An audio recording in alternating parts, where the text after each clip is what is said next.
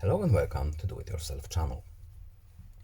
Today I will show you where to find the option and how to turn off automatic system updates in Realme 14x phone. First, we need to go to settings. Then in settings, we need to scroll all the way down to system and update menu. Next, at the very top, we have software update menu.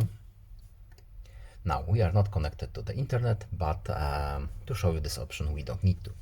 Now, in the top right, three dots menu, tap it once, then auto update options here. And now we have our auto update options. So mine are turned off.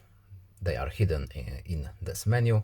So we have the option to choose the method of our updates and do not allow, and now they are off. And that's all. Goodbye.